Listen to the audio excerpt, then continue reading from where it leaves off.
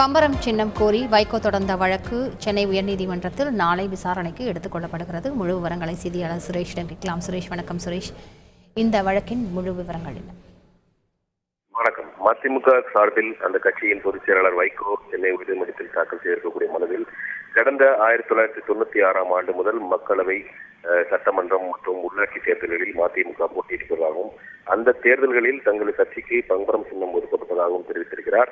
2006 ஆண்டு நடந்த சட்டமன்ற தேர்தலில் வாக்கு சதவீதம் குறைவானதாக கூறி தங்களுடைய கட்சியின் அங்கீகாரத்தை தேர்தல் ஆணையம் ரத்து செய்ததாகவும், அதன் பிறகு 2014 ஆண்டு மக்களவை தேர்தலில் பம்பரம் சின்னம் ஒதுக்கப்பட்ட நிலையில எதிர்வரக்கூடிய மக்களவை தேர்தலிலும் அந்த பம்பரம் சின்னத்தை ஒதுக்க வேண்டும் என்ற கோரிக்கையுடன் தேர்தல் ஆணையத்துக்கு மனு அனுப்பியுள்ளதாகவும் அந்த மனுவில் சுட்டிக்காட்டியிருக்கிறார். பம்பரம் சின்னம் என்பது பொது சின்னம் இல்லை என்பதாலும், வேறு எந்த கட்சியும் அந்த சின்னத்தை கேட்கவில்லை என்பதாலும், இந்த மக்களவை தேர்தல் அறிவிப்பு என்பது எந்த நேரத்திலும் வெளியாகலாம் என்பதாலும் தங்களுடைய மனுவை பரிசீலித்து பம்பரம் சின்னம் ஒதுக்க தேர்தல் ஆணையத்துக்கு உத்தரவிட வேண்டும் என்று வைகோ தன்னுடைய மனுவில் கோரிக்கை விடுத்திருந்தார்.